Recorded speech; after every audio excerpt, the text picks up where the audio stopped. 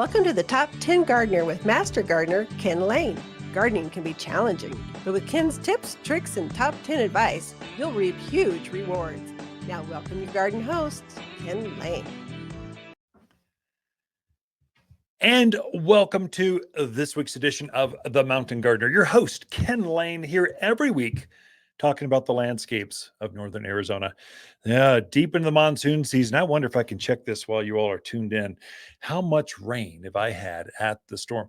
Well, I have had some real gully washers. Oh my goodness. It's like freakish, like scary how much water is coming over. It like swirled around the house and ripped off leaves and kept it.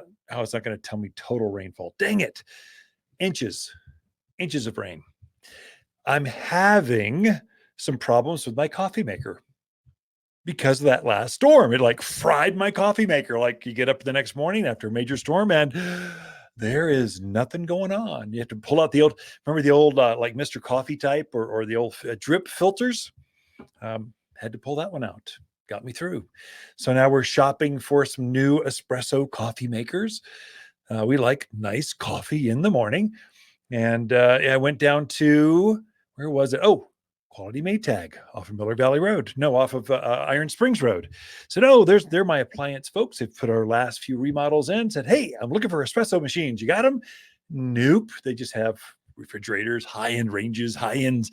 So they sent me to, I won't say we're out in line, but they got me to the right place. They're good people. But before I could leave, they're going, oh, wait a minute. Ken, you're the mountain gardener. Let me ask you a question. Like everywhere I've gone this last week, oh, Ken, wait a minute. Let me ask you a question about, they whip out their phone, picture of, and the trees or the plants are stressed out. And so they're going, oh, this is like, doesn't look normal. There's some yellowing on the plants when normally that's like fall, but it's starting to show fall or autumn colors soon. And so that should be a month and a half away yet. I mean, that's into September, October. You got a ways to go before that happens. So if your plants are showing some stress, some color changes, they're showing some red or yellows, or they're browning, those are all indications of that plant is stressed out and it's yelling, it's screaming for you, going, please help me. And you're in tune enough to actually see, oh, there's something going on there. I should help them. And so that's what this was. And when I came down to the last couple of them, they've been watering, deep soaking. They got through that heat we had like 3-4 weeks ago. We saw a lot of heat stress. They got through all that just fine. And now they're still watering at the same rate. So 1 or 2 times a week, a real deep soak. And then we're getting a rain or two and quadrupling the amount of rain they had normally on that landscape. And the plants were starting to yellow. So if you've got yellow leaves, especially on the inside or towards the bottom of the plant, that's almost always over watering. Now, it could be grubs. It could be some other things. Or we're talking watering. 80% of all issues are from watering. But really, I'd say even more of that is in the monsoon season. It's almost because of over watering. And so really be careful. If you're watering, if you set your system up for everyday water, and then you get some afternoon rains a couple times, you are going to see some stressed out plants. They need to breathe. Plants breathe. They breathe at the root level.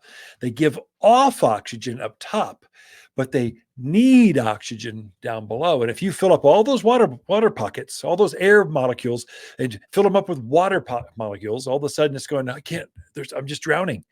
And so you get root rot, crown rot. There's all kinds of rot names at the root level. They got several names, but they're all rotting because the plants are just, it's like we were to sit you down in a pool of water.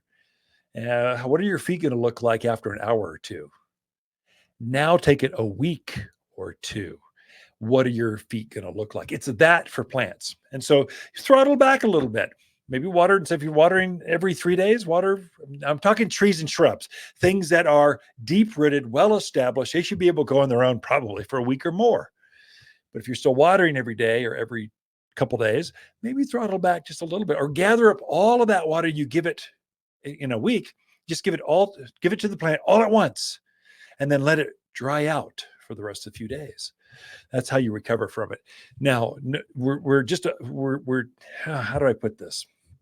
If plants are stressed out, fertilizer is going to be your friend, a big friend. Now, fertilizer, plant food, is going to help everyone in the fall. That's September, October. Somewhere in there, you should fertilize. Well, we're a month away before that happens.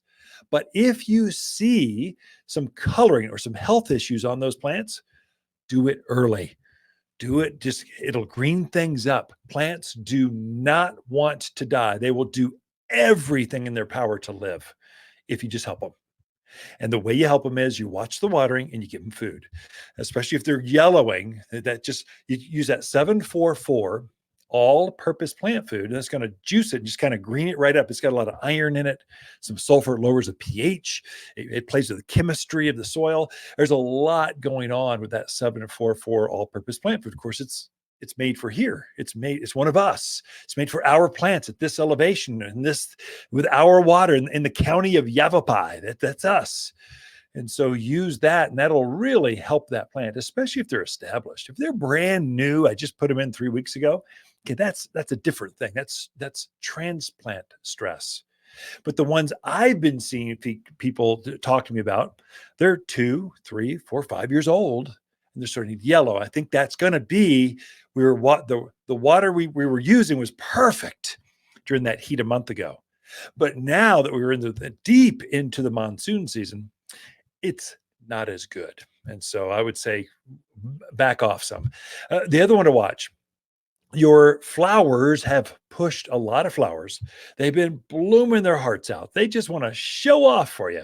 They love to they feel pretty. They act pretty. They want to show off their prettiness. And then they start to fade. And so they just need a little bit of a grooming. So deadhead them and fertilize them again, and they will go back into bloom. So my hydrangeas, so they were just stunning through June. They were pretty through July, and then they kind of faded, and I deadheaded them halfway through July and I fertilized those because I've grown mine in containers under the deck. I got an entertainment area there that's just made for a great big hydrangea. Hydrangeas here in the Southwest at this elevation, in this Central Highlands. Central Highlands I define as Prescott Valley, all the way out to Dewey, Cordis, Spring Valley, all the way down the hill to Camp Verde, Sedona, all the way back up to Paulden, Chino, that big old area. We can grow hydrangeas, but not like they grow them in the Midwest. In the Midwest, they're in the middle of the country. They grow them out in full sun. Not here. Our sun is more intense. They need some shade protection in the middle of the day. If you give that to them, they are stunning. Oh my gosh, they're beautiful. And so mine have been beautiful, just like you'd want in a magazine, beautiful. And then they started to fade, and they just needed to be groomed. They were pretty, and then they didn't feel so pretty. I cleaned them right back up, kind of fertilized them with some flower power there. Because they're in containers, I have a water-soluble food when you put your watering can. And so you get a scoop per gallon. If you do that, once a week to a hydrangea, after you've deadheaded and cleaned it up, shaped it a little bit, you do that flower power once a week, it will be in bloom again, like glorious again, right back at you. And so you've got plenty of time to encourage more flowers. In fact, now we're starting to see some of the prettiest flowers of the entire year at the garden center. And almost all of them are perennial. That is, you plant them once and they're done. I mean, that's the way to do it. I mean, just if you're going to commit, go the perennial route. I mean, they cost just a couple dollars more, but they give you tens of years of enjoyment. I mean, they just come back year after year after year after year. They're just amazing. So my Shasta daisies, I think they're in their third bloom cycles. Yarrows in their second bloom cycle. The salvias, they're in their third bloom cycle. So I just deadhead them, fertilize them. They come right back at you. So if you just clean things up, don't write them off. Just clean. I know they look tired. Just pinch off the dead spent flowers, give them some flower power, and then away they will go. Trees and shrubs, if they're yellow and stressed out, clean them up. And there, I want to use some more heavier duty fertilizers. That 744 granular food is going to play with our monsoons and just going to react and help that plant green up and set all new foliage. You'll never know in 2-3 weeks the plant was stressed out. Okay, we got a lot in store for you, but we got Lisa Lain coming in with your garden questions right after this. Wondering why the grass is always greener on the other side? Well, it's probably because your neighbor used the all-purpose fertilizer from Water's Garden Center. Monsoon is right around the corner, and it's the perfect time to feed your plants. Water's all-purpose fertilizer is the only organic made especially for Arizona mountain soils. Don't buy a bunch of different fertilizer for your flowers, veggies, trees, or grass. This one does it all. The plants on your side will be happier, healthier, well, greener. Safe, natural, organic. Water's Garden Center in Prescott. You're listening to Garden Master Ken Lain, owner of Water's Garden Center in Prescott. Join his daily podcast for timely garden advice seasonally right for the gardens. Ken can be found throughout the week at Water's Garden Center in Prescott or through his website at top10gardener.com. You're listening to Garden Master Ken Lain and the Top 10 Gardener podcast. Welcome to the Top 10 Garden Show.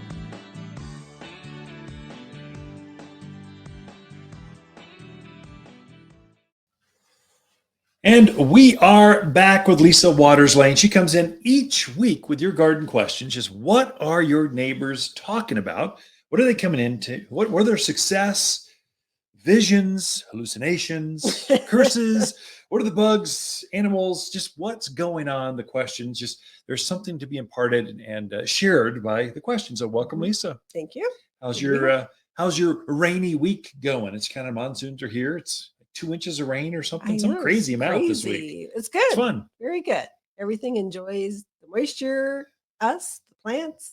Did animals. You see our autumn sage out front by the street? It's gorgeous. It's been kind of colorful. It's been some flowers. The hummingbirds have been on there. This is a knee-high shrub, maybe 3 by 3 by 3.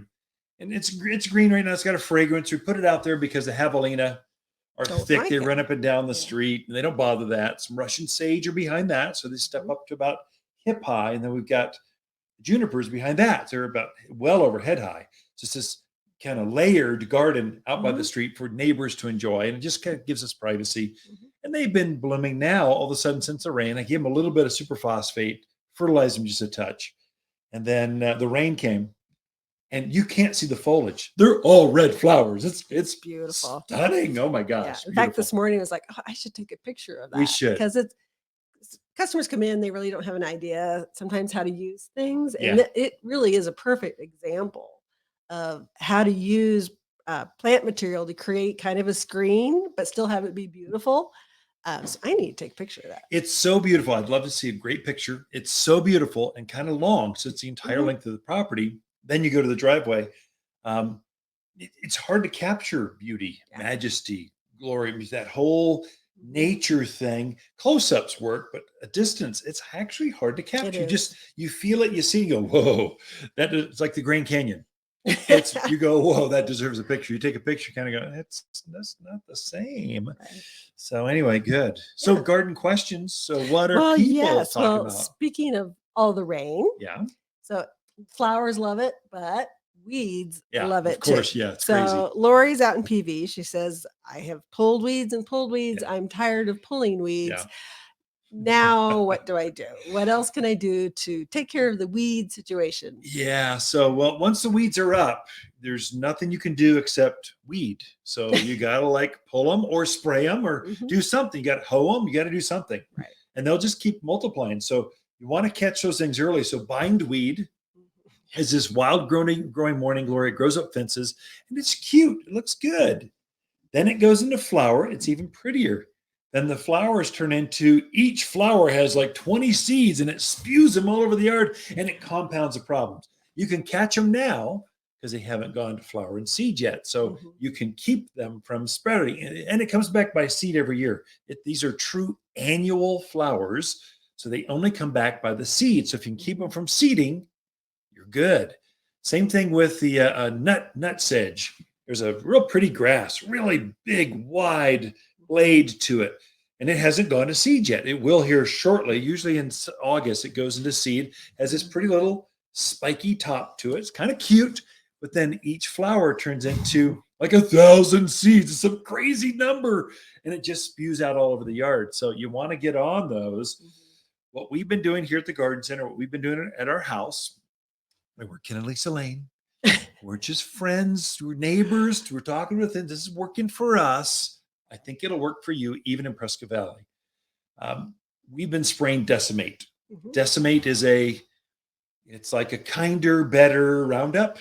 Doesn't cause the cancer stuff that Roundup does. It's just, and it's more effective than Roundup is here in this higher elevation. When it's real cool at night, Roundup doesn't work very well. It needs hot, warm. It needs desert. So Decimate, just like it sounds, is a liquid. You put it up in your pump up sprayer. Here's the insider tip. I spray some herbicide enhancer. It's a wetting agent. It's a surfactant. So you mix your Decimate into your 1 gallon sprayer. You add some enhancer to it, and it will get that stuff to stick and kill twice as fast as any other weed killer out there. It really is a game changer for things like nutsedge. It's got a real waxy leaf to it. So things you spray it, since it roll off and kind of beat up at the base. And so it affects how fast it works. It'll work better when it's about to rain. So you get it on there, it'll stick and dry and kind of adhere to weeds better.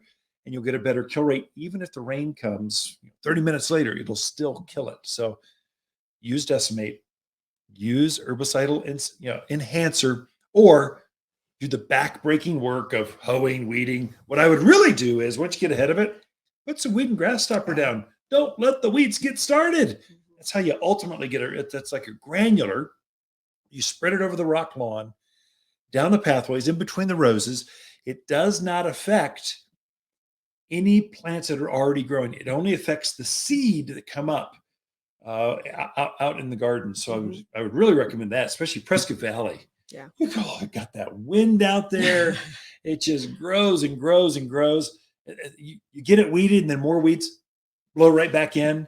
Yeah. So that's probably the long-term solution, weed and grass stopper. And now put it down, pray for rain. It's the perfect time to put this stuff down. Right. It does save you a lot of work in the long run. Game changer. So back to the Decimate, just so people know, it is not a soil sterilant. No. So it's not going to harm that soil. You can get rid of your weeds and then go back and plant back in there if you want. It's not going to move to your ornamental trees and shrubs and cause damage that way either. I also, if I can mention too, I had a neighbor just here at the garden center. He cut down some elm trees. He's really worried. He's an engineer. He's overthinking everything. He goes, Ken, I know you said brush and stump killer. You put that on top of where that cut was, where these elms, it's starting to sucker. I'm really worried about it crossing over and the roots jumping over to the other trees and affecting them. Or will it get the soil? Listen, you're way over. Just drill a couple holes in that trunk. Pour the brush and stump killer directly on that cut. And it's not going to affect the soil, only that roots. It's not going to travel and jump over to the next trees, only that tree and that tree root. So just trust me, just do it. Otherwise you'll have roots, you'll have elms everywhere coming up. It'll be a curse. Okay.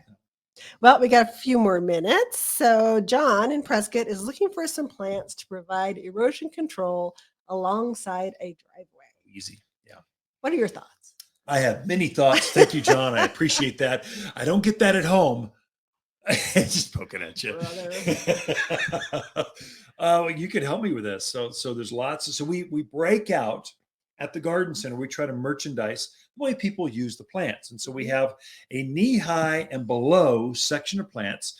They only go up about a foot and a half, and then they spread out. And these things are like junipers, cotoneaster.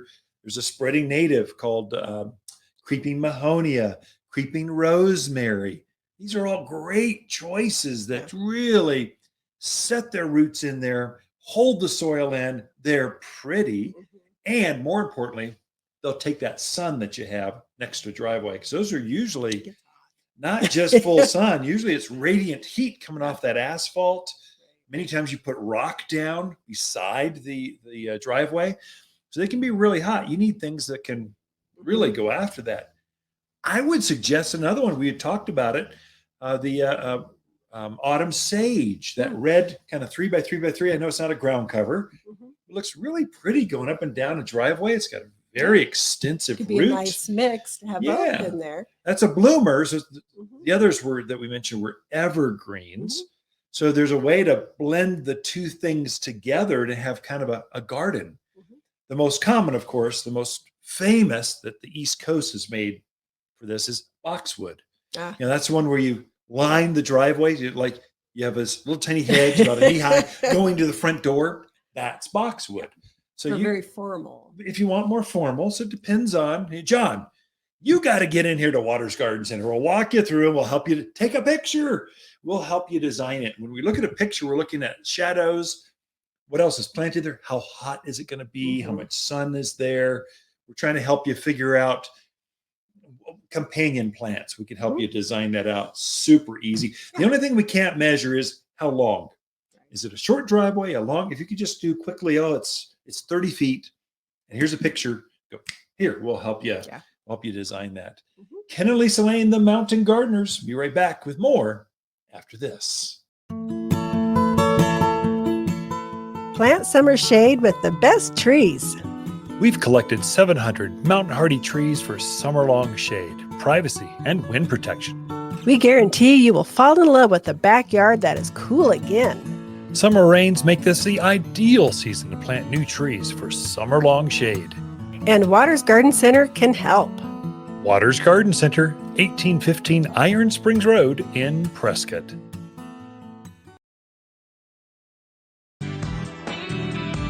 You're listening to Ken Lain, aka the Top 10 Gardener. Ken can be found throughout the week in Prescott at Waters Family Garden Center. Listen daily as he answers the top 10 questions of the week, streaming on Apple, Google, Spotify, or wherever you download your podcasts. You've tuned in to the Top 10 Garden Show with garden expert Ken Lain. Join the conversation daily as he answers timely garden questions. Email Ken a question directly from your phone to his desktop through the web at watersgardencenter.com. That's Waters with 2 T's, gardencenter.com. Or visit face-to-face throughout the week where he can be found at Waters Garden Center in Prescott. Now welcome your host, Ken Lain. I mean, wow. When the rain comes down, it comes down in torrents. And so it just gathers steam almost. The most impressive thing, for many years, I farmed out in Chino Valley. Beautiful vistas, big properties. This is commercial settings, so greenhouses that are hundreds of feet long, acres. And you're growing out there. And when it rained in Chino Valley, that water, there'd be like a 4 or 5 inch sheet of water rolling across the valley. The big Chino would just fill up and overflow. That's how our rains are here. That dry wash has been in your backyard. All of a sudden it starts flowing and flowing and flowing. You're wondering if it's going to overspill its bounds. That's rain here. In fact, I asked Chat GTP, just the AI. I said, hey, Chat, how much rain comes down in the average rainstorm? It said, oh, this is easy. About 1 acre foot, or not just shy, 376,000 gallons of water come down at the average rain cell. I think acre foot is like 420,000 something. Anyway, you're pushing an acre foot. That's 1 acre, 1 foot over the entire acre. That's that much water. That's an amazing amount of water. And it's all flown around, going to places like Watson Lake, Willow Lake, and the Granite Dells Lake, and Lynx Lake. And did I get all 5? So Prescott is the city of 5 lakes. Let me think about that. Willow, Watson, Goldwater. That's one I forgot. Granite. Now I'm forgetting again. Anyway, Granite. So we got them all. So you got 5 lakes, and they're just running down to the lakes. In fact, we were coming back on Wednesday. The Agua Fria out by Mortimer Farm is starting to flow. Now that's the headwaters, so it doesn't always flow down there. The water's always good underground, but it was actually above ground because it had just rained really well. This is exciting stuff. If you have erosion control, you've got a problem. So your rock's going to slide away. The edge of your side, that wherever it is, the side of your driveway, the patios, the dry wash, where the fences are, they're going to start to erode. If you need plants that help you with erosion control. Now, you could throw in some concrete there, but yeah, that's kind of ugly. It doesn't solve your problem. You'll still have erosion. You can throw some rocks in there, same exact thing. If you throw a plant, plants are amazing at holding soil solid. Just like those roots go in there and it's not going to move. Not just the roots, but the top growth diffuses the rain while the undergrowth holds it all together. There's a symbiotic thing that plant is using itself to protect itself and keep the soil intact. Even years after a, let's say, pampas grass or muley grass or bear grass, all these different grassy kind of things. That's kind of what we're famous for up here. Even after they're dead, those roots are in that ground for, I don't know how long, decade, for a long time, still holding the soil intact. There are some plants, I thought I'd give you a quick list of things that you might consider that will hold the soil in, and they're pretty, and you can plant them now.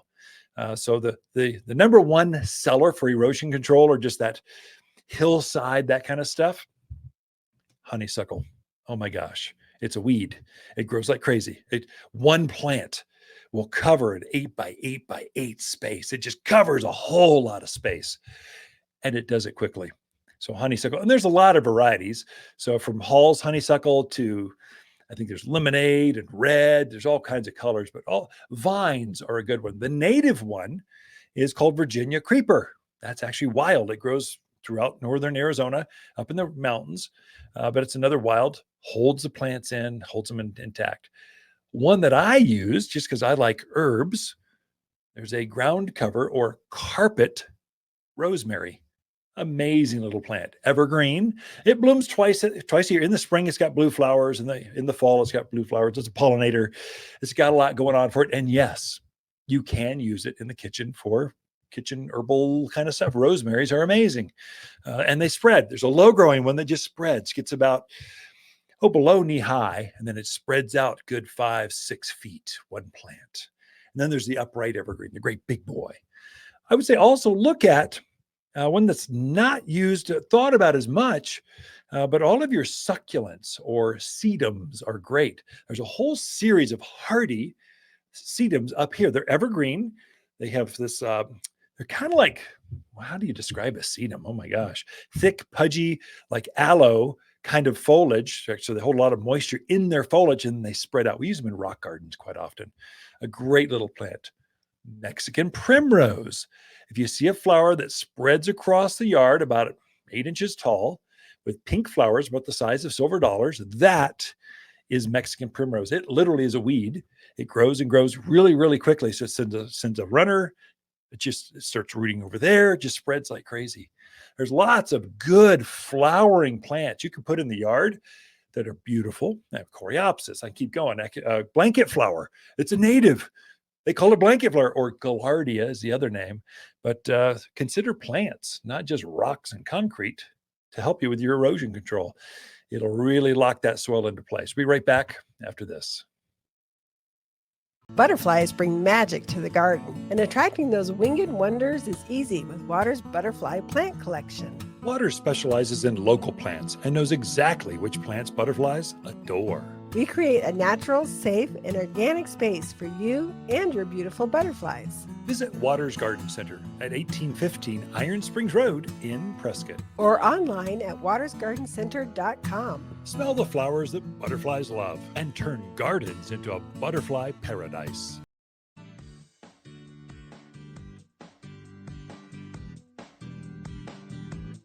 The Top 10 Gardener, your source for timely garden advice, seasonally correct for the garden, guaranteed to make a difference in your yard this season. You've tuned in to the Top 10 Gardener with garden expert Ken Lain. Join him daily as he answers timely garden questions that are sure to make a difference in your gardens. Now welcome your host, Ken Lain. We are back in the studio with Lisa Lain and special guest. So yes, this is kind of fun. This is better for you vloggers out there, the folks that are watching this by the video, so our podcast. The folks on the airwaves will try to describe a cute 9-week-old Scotty puppy that we got on Thursday. It's so much fun. Oh my gosh, she's half Yes. sleepy. She's tired. She had a big morning. Yeah. So, but yeah, this is Tilly. She's our little Scottish Terrier that we got Yep. a week ago, almost a week ago. So she's almost 10 weeks old, actually. But cute and adorable. We thought we'd introduce her. She was at the class last Yeah. Saturday. Everyone went, ooh, ah. But we thought we'd introduce her. So for people that don't know, so we lost Vincent, our big black lab that used to hang out Yeah. here quite a bit. We lost That's him 10 years. last March. Yeah. And that was just really hard. Yes, it still is. But we have this little monster that controls our life now. Puppies, oh my gosh. Doesn't know anything, but every day, every new thing is an adventure. Oh, yes. So a leaf blown across the yard is an adventure. They found a June bug on the back deck is an adventure. Right. Found a bell goes off, adventure. Everything's new. It's scary. It's spooky. It's exciting. Yeah. It's kind of fun. It is fun. Her and the cat love each other. Yeah. Oh my goodness. They play. wrestle. They do. Oh. It's kind of scary to watch, but they're just like, la, la, la, la. No claws out. No, just no. no biting, just kind of wrestling. They just tackle each other. They just like hanging out with each They other. do. So It's cat fun. and the cat can get away. Just goes, okay, I'm done. Jumps up on something, goes, we're out. So And she's like, wait, I'm not done. But I don't yes. know about Callie. Callie, we've got a schnauzer. Yeah. So we're trying to downsize. Schnauzers are great lap dogs, but she's having a harder time adjusting. So No, she's getting there. Getting coming around. there. She's come a long way in a week. And So. she just looks at her she'll and be goes, good. stupid Scotties. Oh my God, puppies. Arr. She'll come around. She always does. We've had a Scotty before. I Mhm. like Scotties because they think of themselves in their head, they're a big dog, Yes. but their legs are only like 4 inches long, and they're long. They're maybe Yeah. high teens, 20 pounds, but they got this big dog attitude, and then they can Mhm. go and go. They can keep up with you. Oh, They're so yeah. strong. They can keep up with you out hiking around or doing Mhm. whatever you're doing. They'll do that too. So, That is true. and they're not that needy, I noticed. No, So they're not. They like they, hanging with you, but they don't don't demand pick me all up. your- No need to pick me up. Yeah. Well, I'm good. Well, just be here. Yeah. Let's just go someplace. Where are we going? Yeah. So, anyways, I thought we'd introduce her. Scotty's. I don't know that black dogs show up on the screen that well, but But she yeah. is awful cute. Yeah. But so this week, I thought we should talk about. So, this is the funny thing about plants in the yard. So, anything that blooms, the minute it starts blooming, everybody wants one. Yeah. So in the spring, we have a lot of spring blooming trees, and everybody goes, "Oh yeah, I want one of those," but they're waiting till spring to plant it, which is fine. But why not plant it now Yeah.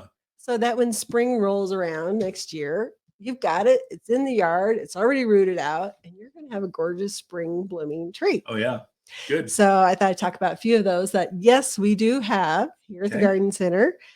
Plant it now. It's a great time to plant. I mean, Yeah. the soils are moist, the soils are warm, trees are going to root out so that when spring does roll around, you're going to have a beautiful, healthy tree. Better out there tree. You have a blooming. better blooming tree. Mhm. By planting now, you have a far better, hardier tree next year, and it'll have more show. Right. And it'll bloom longer for you Mhm. because the roots are in the ground. They're Yeah. rooted out. So, oh yeah. Definitely. So one of the trees is the ornamental pear, otherwise Chanticleer, Bradford, Aristocrat. Is there another one? I'm like sure 2 or there's 3. more. There's lots of them out there. So Cleveland. yeah. Yeah, they're all ornamental pears. Not a whole lot of difference between them, a little bit of size. But the great thing about planting it now, not only when you get beautiful spring blooms, beautiful white blossoms, but they have great fall color. So it's a good time to put it in the ground now. You're going to get to enjoy that fall color, which usually end of October, November. Yeah, something Yeah. like that. I can actually go into November, December. It depends on Mhm. the season. Who knows? Right. What's the season going to be this year in the mountains of Arizona? I don't know. It's one of the last trees to turn red. I know that Mhm. much. Bright, like fire engine red. Right. It kind of starts out as an orangey, goes to red. Very, very pretty tree for fall. And another one that's a great fall color, but also spring bloomer is the serviceberry. Yeah, good. So serviceberries probably aren't utilized as much or seen as They much, should but be. they really are a great tree. They don't get super huge, about 20 feet Yeah, probably at most. white blossom in the spring. They do put on a little berry, but actually the birds absolutely love Yeah. that berry. So Yeah. if you're trying to attract birds or help the birds out, it's a perfect one to put in. But it has a really lovely orange color in the fall. So that's a really nice one. Very drought hardy too. Yeah, once it's a native. It established. grows Yeah. wild out in the forest. If you see a white blooming tree that's a little shorter in the forest, that's a service berry, Yeah. guaranteed. So Mhm. very hardy. The birds know what it is. I like the taste. It's got spring blooms, great little shade tree, and the Mhm. easy fall cleanup, Yeah. bright red fall color. It's got everything going for it. And Mhm. drought hardy. It's got Yeah. everything. It sure Service does. berry. It's Every got yard should have one. everything. Yeah. So another one, of course, is the ornamental plum, which has that really light pink blossom in the spring. Another one that's really tough for here. Adapts wonderfully to our environment with the heat and the wind, and really drought hardy too once it's established. But it has that burgundy leaf to it, which Yeah. just becomes in the fall more burgundy, the kind of a darker color, but still just a really pretty tree to put out there. 20 feet At most. probably. Vase Yeah. shaped. It's a pretty tree. Dense. The Right. birds like to roost in those. So, because it's got this more denser branching structure, so they feel safe in there. So, if you want to attract birds, purple leaf plum is a great one Right. for here. Excellent. Crabapple is Yeah, another that's a one. companion So to purple leaf yeah, plums. Yeah, definitely. perfect. And I think of all the spring blooming thing, I love the crab apples. They just have it's a bit bigger blossom, just very Brighter. bright Yeah. color. So I love the crab apples. And the ones they've come out with now, they don't have the big messy fruit. Yeah. It's not as much of a cleanup or a problem with them. So I would definitely consider putting in a crab apple. I think they're kind of old fashioned. Mhm. They used to have great big, when I was a kid, my grandmother would take us up in the mountains. We'd go the wild crabapple orchards. We'd go pick crab apples, big ones. They were like miniature apples. Right. Here, they're like the size of a dime. They're almost cute. Where the robins will come in and just eat them as a winter snack out in the yards. It's good for attracting birds, but it's that your grandparents had that great big fruit. We don't have that anymore. Right. We've bred that out. If you're gonna have an apple, have a real apple. Put a Honeycrisp or There a you go. Fuji out there. Which actually crab apples work as a pollinator, They don't do. they? Yeah, they do. So if you have another apple tree, put You in a can crab pollinate apple. yeah. There you go. So redbud is another one that has that beautiful, they have that real dark fuchsia pink blossom in the spring. So there's the regular Oklahoma and Eastern redbuds. There's the Merlot and forest pansy, which have more of a little bit burgundy leaf to them. Still very attractive out there. Another great one to put out. Yeah. Definitely. That one's another native. So there's a native version, a Western redbud. So the whole family's going to adapt really well here. Gets up maybe again mid-teens, Right. kind of umbrella shape, great big heart-shaped leaf. Just a pretty tree. It really is. Takes our Nice wind, tree. she takes the heat, takes the sun. It's a great plant. Takes abuse. It keeps going. So redbuds, and then the last one I thought of is the magnolias. So there are the spring blooming magnolias. Oh, gotcha. Yeah. Yeah. The hardier ones. Not the southerns, but the spring bloomings. And those, they bloom before they put any of the leaves on, and just big blossoms, usually 4 or 5 inches. Covered. I mean, it's kind of like your classic spring blooming trees. They're covered in flowers first, then they put their foliage on, and they're animal resistive. So I find the deer and things don't eat magnolias, which is kind of nice. But I would say southern magnolias, we got a couple of those in our yard. Oh, yeah. Those are great trees. They are. There's a hardy variety of southern magnolia, a little bit shorter, but it's cold hardier. And we've had some they got to be 18 feet tall. Oh, yeah. Evergreen. They've been in bloom all summer. They've been growing out there for years. We're a testament that they can grow. You can take a look at all those trees and more at Water's online store at Top 10 Trees. That's the number 10 trees.com. You can take a look. We got descriptions, pictures, the price, the size, all those available. Or you can just come in and shop them right here at the Garden Center. Even better. Ken and Lisa Lain, the Mountain Gardeners. Be right back after this. Hi, Waters with the plants of the week and our Gold Flame honeysuckle. Wonderfully fragrant. These blooms are in full color right now and will stay that way until the first frost of October. These pink and gold blooms are irresistible to hummingbirds and butterflies alike. Excellent as a quick ground cover, but robust enough to climb vertical structures and fences. Waters Garden Center, 1815 Iron Springs Road in Prescott, where people who love blooming vines, they love to shop. You're listening to garden expert Ken Lain, owner of Waters Garden Center in Prescott. Look for more tips, tricks, and garden shortcuts through Ken's website. Additional shows of this podcast, read his weekly garden column, or follow him on Facebook, Instagram at watersgardencenter.com. That's Waters with 2 T's, gardencenter.com. Welcome to the Top 10 Garden Show with Ken Lain. Listen to Ken's tips, tricks, and garden shortcuts guaranteed to make your gardens more beautiful than ever this year. Now welcome your host, Ken Lain. Now I have to back up just a little bit in that I've always said there's basically 6 seasons, really 7. So if you think about the season, so what we have is early spring. So I call that in the mountains of Arizona, March and April. It's bright, it's sunny, things are going, the daffodils are blooming, the forsythia are going, but it's still frosty. Spring season actually starts in May through June. Really May, we're past the frost season. So it's warm during the day and it's not freezing. So that's like you can plant your tomatoes, you put everything in then, your zinnias, your cosmos, they're all going in then. Then we have a defined season I call perennial season, which is June. June, you start to see the perennials come in bloom. Before June, some will come in bloom, but basically they're green blobs in a bucket. They're hard to be inspired by. I mean, I know Shasta daisies are spectacular hip high plants with covered in white flowers, but in March and April, they're just green plants in a bucket. You got to read the tags real closely to see what the color is. In June, they're all in bloom. Then you get into summer. Summer, this is crepe myrtle, Rosa Sharon season, roses all come in July and August. Then we go into fall, September, October, and then holiday or evergreen winter season. Those are all the seasons. Well, I know I said that June was perennial month, but I got to tell you, through June through really it's the first middle of September, really end of September, if you include mums and that kind of really mums will be in bloom. Asters are in bloom until first hard frost sometime in the middle to end of October. And so that's your real perennial season. But what happens is they all start going into bloom in June. And then they just get bigger and more robust, just larger. The perennial varieties are more finished. The flower sizes are larger. The showiest perennials of the year are now through autumn.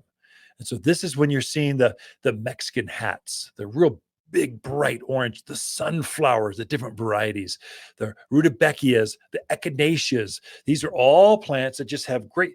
Some of the plants, the flowers are literally as big as your hand.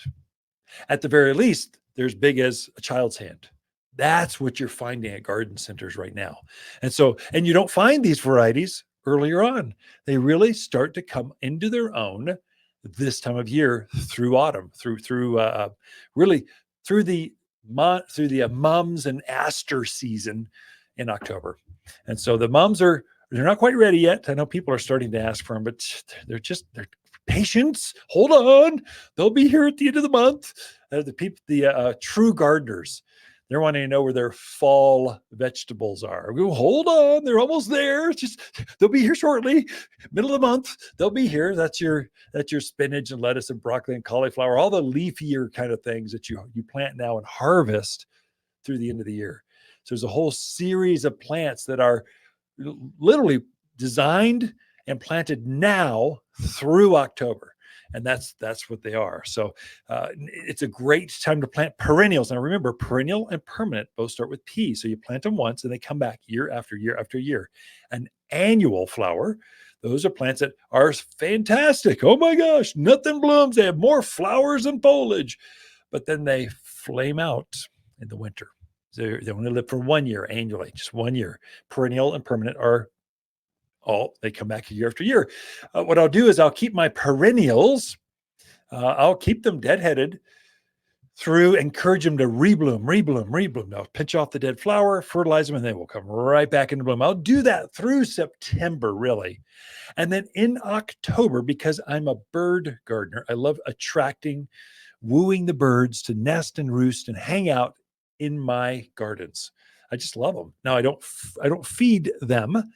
They just have an environment that they're so comfortable in. They're almost a nuisance because they go eat at your bird feeder and then they come and hang out in my gardens because I've got water and cover and flowers for them. So starting in October, I'll let all of my flowers start to go to seed because I'm trying to keep that as a food source for my smaller birds that I'm going to find through winter. And so your echinaceas, I'll just let them go right into seed. If you pick an echinacea or coneflower, if you pick that flower off, it'll set another flower just almost immediately, right? Just like that. So I've been deadheading or pinching the flowers off all season, fertilizing. They just rotate through. They're amazing plants. But starting at the end of September, 1st of October, I let them purposely go to seed and I keep that. Just let them, they get that straw color by the middle of November or so. And then I just keep them up there. I just let them go. And the birds come in and just use them as a food source through winter. And so we're on the migration pattern because the water source of the Verde, the different lakes we have here in the Prescott area, birds are using us migrating from north to south. So you'll see a huge variety of birds throughout your gardens if you just landscape for them. If you encourage them, they're going to need some big trees to roost in. They need some evergreens to get out of the cold. They need some flower things to food. They need some herbs and some vines. They need a mixture of things. And if you like birds, come see me and I'll help you grow bigger flowers. But you're seeing some really impressive ones. Another one that's coming up pretty quick that I like for my birds, it's called Autumn Sedum or Autumn Joy Sedum. Comes in a couple colors. Green is what your grandparents grew, and it's got a bright pink flower in the fall. There's some new varieties with this mocha kind of chocolatey purple looking color to it with pink flowers. It's quite striking. It's not for every landscape, those dark, rich Gothic colors. Those aren't for every garden space, but when you do find a home for them, those darker, richer foliage plants are quite striking. And the flowers coming off of those are just impressive. And so that's, you can look at that one. Autumn Joy. See, what I find is my smaller birds love not the flower. They like the foliage. They use that foliage for water, for moisture, probably for protein, some for carbs. I don't know. They love my, they really, really like my sunflowers. Believable sunflower. They don't like the flower so much. It's real pretty. It's covered in sunflowers about the size of, I don't know, great gigantic golf balls, bigger than that. Like not a softball, maybe a baseball size flower. They're just a smaller than that, covered in dozens of sunflowers. But these flock little tiny finches come flying up there, peck around. They're just antics, and they're pecking away at the foliage. If you look real close, you can see, they kind of pecked it away. No, it's not as pretty as it could be. But if you take one step back, the flowers are so striking, you don't notice the foliage. And I like the birds. If that makes them happy, I'm happy too. So I just let them go with that. I've noticed the hummingbirds. The little babies have launched. They're out buzzing around the yard. They're buzzing around the garden center. Actually, what's funny is we'll get a load of flowers that come in every week, almost every day. We get plants coming in. But when they're blooming, they come right off the truck. It's like they're waiting. The doors of the truck go up. We bring them out, put them on on a big old flatbed cart to bring them into stock. They'll literally follow us, if not be active on the plant while we're taking them to display them on end caps and stuff. It's just fun. I love going to work. Been doing this for 32 years now. I still get a kick out of going to work. I'm like, this is just a fun place to be. It's physical, so I don't need my workout membership anymore. This is it. It's called Waters Garden Center, but it keeps you fit. I think the most steps I counted this spring, I had one day, a couple days, maybe 3 or 4 days, 27,000 steps one day. Just because we had customers in the front, we're helping customers in the middle, we got a truck unloading in the back, we're going back and forth, and the entire team is doing that. You are tired at the end of the day, but you know what? You feel invigorated, you're inspired, you're helping customers, gardeners have better plants in their yard. It's made within the DNA of our team here at Waters. They just love helping people with their garden things. And so to log a few miles, 27,000, I don't know how many miles that is, but it's miles, kind of go, you know what? the day went fast and it was fun. I got to hang out with really cool people called gardeners. I don't know how I went down that rabbit trail, but anyway, flowers. Oh, they only get bigger and bigger and bigger as the season goes. And then they kind of end with a crescendo of the garden mums and the garden asters and the phlox and that kind of stuff. All right, we'll be back with more garden tips, tricks, and advice after this. Hi, Kenneth Waters with our Monster Monsoon sale, our only sale of the year. Truckloads of fresh autumn maple, aspen, and spruce have just arrived, and we need room, so summer plants must go. Perennials, trees, shrubs, even pottery must go, and it's worth your while with plant sales at 25, 45, even 65% off. It's Waters' only sale of the year at Waters Garden Center, 1815 Iron Springs Road in Prescott. Where people who love great plants at sale prices, they love to shop.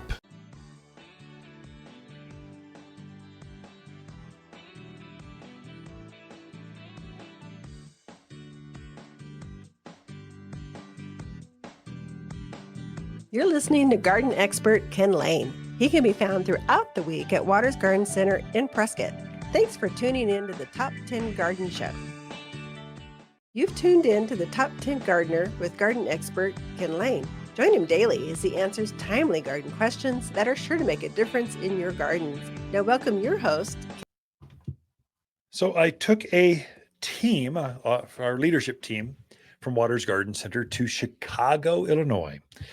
It's not usually on our radar, but we received a Innovators of the Year award for garden centers. Who's the most innovative? Who's giving back? Who's making a difference? Who's out there leading the way? And so they were giving us an award for that. We get several of these a year, but when you get an award that prestigious, you make sure you take your entire team to go celebrate with you in Chicago. It's a great city to celebrate in. Not only that, but it was garden center related. So there's 15, 16, 17,000 garden centers in the country. We're one. And so we share. So we're basically a bunch of farmers who figured out how to we had some fruit in the back. We figured out how to set up a fruit stand with some flowers in the greenhouses. We started to put a few out in the farmers markets or in the front of the store. We had a landscape company. We decided to hold our stuff in a garden center. Basically, that's kind of how we got our start. And now we're just really good at retail with Gifty. It's expanded so much. And so to be rewarded or to be awarded by our peers in that way is a huge, huge honor. So, but the highlight for us, yes, the awards were nice. Great. Okay. There's an open bar. Okay. Well, that's good for one drink. And then you're kind of going, I'm getting tired. I'm Chicago time or whatever. It was the garden tours. So we all jumped on a bus. There were 4 buses, and then we toured each other's garden centers around Chicago. And Chicago has got some magnificent, glorious, huge garden centers. And so we got to go through and be inspired. Lots of pictures, lots of video our team was taking. Going, ooh, great idea. We could do that here. We could do that. And so it's kind of fun to see the team get jazzed about the industry they've chosen to make their career, and then come back, and then we get to brainstorm and figure out how to do that. We got 2 or 3 that we do that with. Let me think here. I've got one more in Portland, Oregon, taking another team up there in 2 or 3 weeks. They call it the Far West Show. It's because it's the Far West.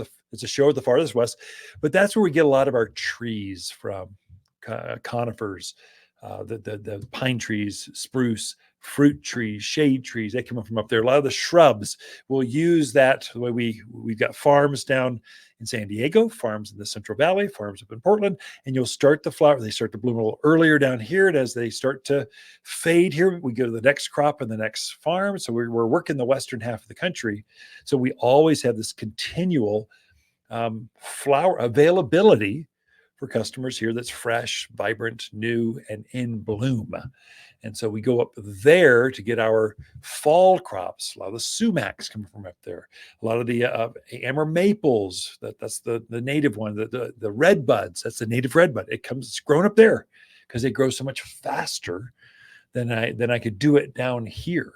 And so even with the shipping, it's cheaper to have it up there because they grow so fast, they're so full, and the quality control is so much over the top. In fact, if you all are up part of the industry, Isley Nursery. Oh, it's like the Disneyland of nursery growers. Now, Joe Consumer can't go back there, but if you're in the industry, you're welcomed with open arms. Hey, have a coffee. Let me take you on a tour. So we're taking the team there to be inspired. We'll bring a few things in. So we'll have pictures of it. I'm sure that we'll post for folks, but it's kind of fun to be awarded Innovator of the Year. But then it's actually funner to take your team and see their eyes kind of open up, and you see the gleam going, oh, I can't believe this is my career, and I get to go to work, and the boss is flying me to Chicago. That's awesome. So it's fun to see that going on. Anyway, that's it for this show. Throughout the week, Lisa and I camp out here at Waters Garden Center. We love talking to fans of the show. Hi, Ken at Waters with our Monster Monsoon sale, our only sale of the year. Truckloads of fresh autumn maple, aspen, and spruce have just arrived, and we need room, so summer plants must go. Perennials, trees, shrubs, even pottery must go, and it's worth your while with plant sales at 25, 45, even 65% off. It's Waters' only sale of the year at Waters Garden Center, 1815 Iron Springs Road in Prescott. Where people who love great plants at sale prices, they love to shop. If you want a more fruitful garden, increased success in landscape that just feels better, then tune in daily to the Top 10 Garden Podcast. Years of tips, tricks, and garden shortcuts are guaranteed to make your gardens nicer than ever. Listen to this podcast or read Ken's weekly garden column by visiting watersgardencenter.com. That's Waters with 2 T's, gardencenter.com. Thanks for tuning in.